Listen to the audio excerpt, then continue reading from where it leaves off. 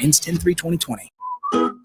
Back to the Ticket weeknights on 93.7 The Ticket and theticketfm.com. Here's your host, Nicole Griffith.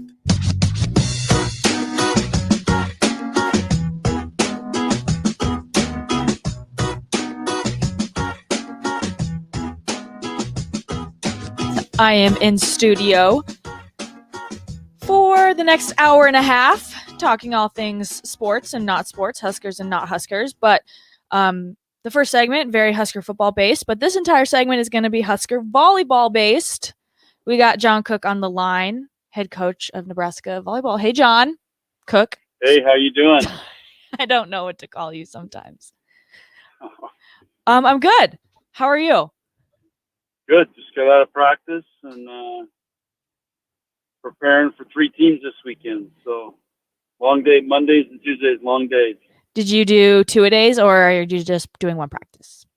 No, we're in school, so we only do 1 practice, and then we're breaking down video. We have 3. We have video now on the teams we're going to play, so we're breaking down the video and preparing scout reports for 3 matches upcoming this weekend. It's 3 good teams. Yeah, you have the Emeritus Players Challenge, Arizona State, Georgia, and Omaha. Who do you think will be the greatest challenge for you? Well, they're all challenges. Ask me later in the week, and I can tell you more after I look at them. But all these teams, it's early. You saw a lot of upsets this past weekend.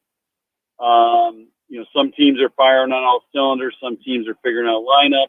I think we're in that mode right now. Like, what's our best lineup? And and then there's a chance we can get Nicklin back. So we got a lot of things we're juggling right now. So for us, every match is a big matchup and could be a challenge. And but that's what we want this time of year.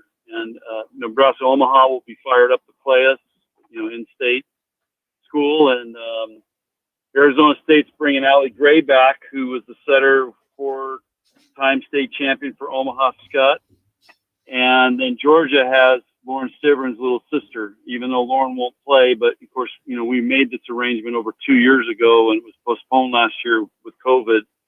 So there's some connections and underlining stories going on this weekend that are, I think, pretty interesting for the fans.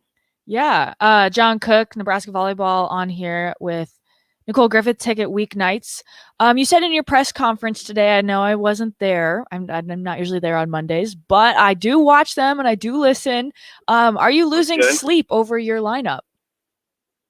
A little bit.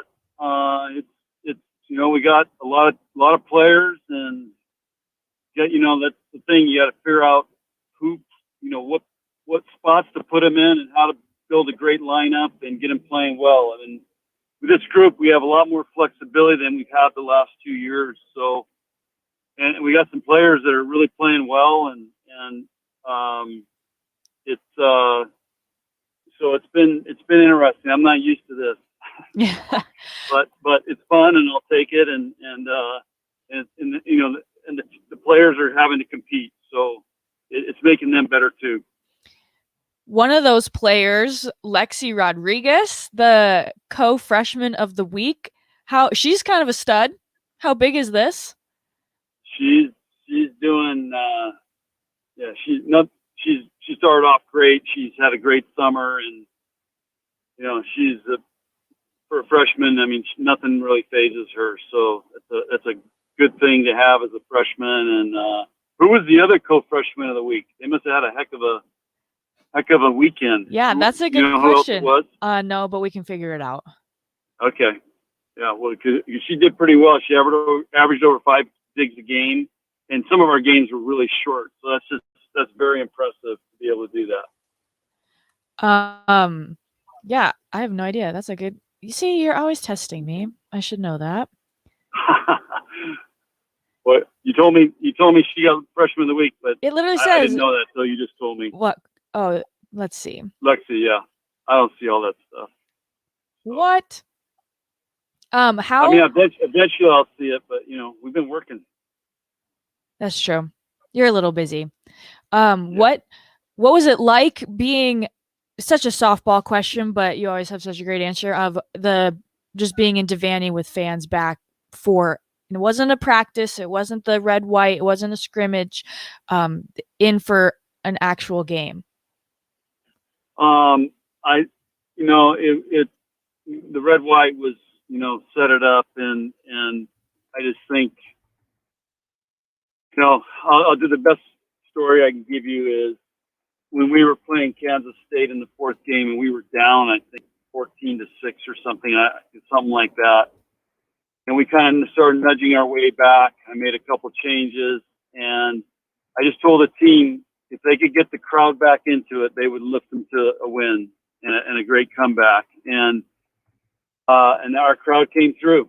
And so that's what I can tell you about playing Devaney. I mean, that's an advantage, and it helps us in those types of matches, and especially when we're struggling. And it was a lot of fun. And then the other thing is, I would have loved to have the decibel meter when they introduced Justine with her gold medal because it got really, really loud.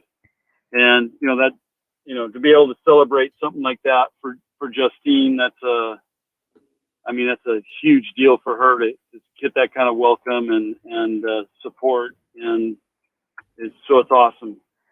Was it hard to convince her to come back, or was she already planning on coming back? She actually, one of her college roommates, who was a former soccer player here, she was coming back to visit her. She hadn't seen her, I think, in a couple of years, and they're very close. So her plan was, I think, gold medal or not, was to come back and visit. And it just so happened that it worked out where we were at home, and she has a gold medal now.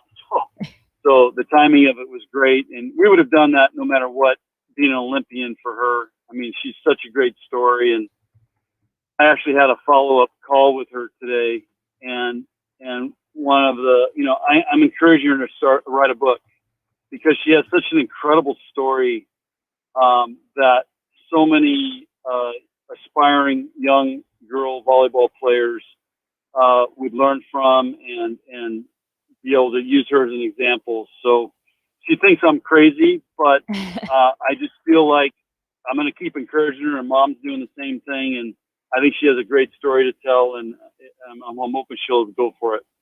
That's awesome. What, you guys had kind of not a challenge, but I mean, K-State took the third set off of you guys. Do you lose sleep when you give up a set at Nebraska? No, it's college volleyball. It's you're not going to go undefeated, and and we're playing without two All-Americans. So I think at one time we had 4 freshmen out there. So it's going to be a wild ride here, up and down. And Kansas State's a very good team. They're much improved. Their transfer they got from Florida is, had a great night against us. So that's going to be a very good team. They had a good year last year, and they're going to be a whole notch better this year. So in many ways, that was a great win for us.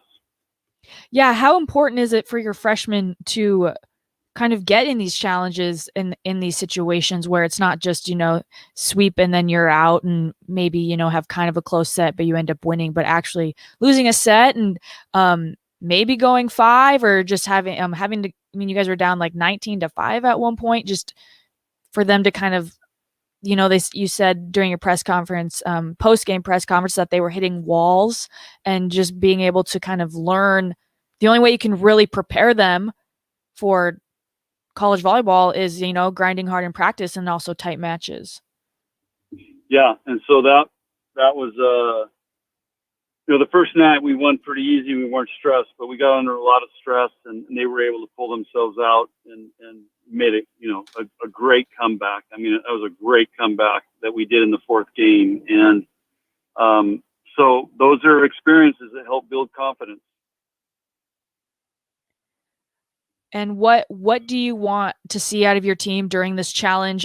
Are you anticipating all 3 teams to make it and to play? Like, obviously Tulsa, that kind of came down to the wire. Do you anticipate something happening, or is that really just a surprise if it does, or not a surprise, but sometimes teams can't make it because of COVID. And then also, how do you want to see your team perform besides obviously winning? Yeah. So Nicole, I think could be the new normal. I think there was 5 teams that ended up couldn't play last weekend. Tulsa being one of them. I was worried about Georgia because I knew they had some issues, but they played last weekend, so that's good news. But we know what the schedule is, and we're planning for it, and we go with that until somebody tells us differently. This weekend, I think it's 3 tough matches, so we're going to have to use our depth, and we're going to have to grind for three matches. And a lot of times you see in these weekends where you have 3 matches, you do see a lot of crazy games and crazy upsets because it's hard to be good for 3 matches in basically 36 hours. So it's a mental challenge that we'll challenge our team with. Can they grind and play well and consistently well over 3 matches? Mm-hmm. Do you think you'll have Nicklin? She did practice today, right? She did practice today, and we went a little shorter with her today and limited her a little bit, but I thought she was moving around really well. And the test is always, tomorrow, how sore is she? But I think she wants to play that. So now if she can play all 3 matches this weekend, that might be tough. So, but we were, she was looked good today and moved around well. So we'll see what tomorrow is. Did you watch any of the football game, or when you play on Saturday, are you pretty focused on volleyball? No, I watched the game. Actually, we had finished it worked out perfectly. We finished our practice, our meeting, and the football game started. So that worked out great. I got to watch most of the game. I didn't see the 4th quarter. So yes, I watch it whenever I can. And, of course I was, I might get more nervous for football than I do for volleyball. Is it hard, or is there a challenge? You've been here, this is your 22nd season and you have 5 national championships. And, I feel like volleyball is just always really good. Like I tweeted during the game, like I was just really glad that I got to go to a volleyball game after the football loss, to kind of like lift the spirits of Husker Nation. Is it hard or a challenge when you guys are always performing really well, but a lot of it falls on just athletic departments really drive well on how football does?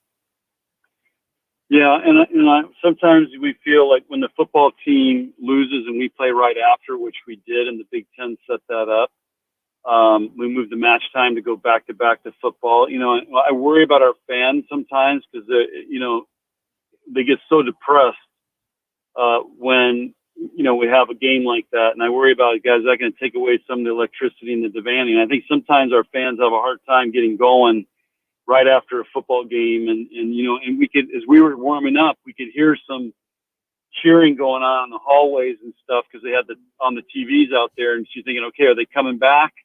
Are they going to do this? You're just hoping that happens, and but it's tough. But I'm not giving up on football. I mean, they had a rough game, and they're going to learn from it. So you got to stay the course and get, they got knocked down a little bit and got to get back up. And so I heard they had a great practice today. I'm always checking in and saw a lot of the guys at training table, and they'll bounce back and they'll get it figured out. Awesome. Well, he's John Cook, head coach of Nebraska volleyball. Coach, we will let you go, and thank you for letting us talk to you. All right, Nicole, thanks. Have a great rest of the show. Hey, thanks. Have a good day. Okay. All right. Bye.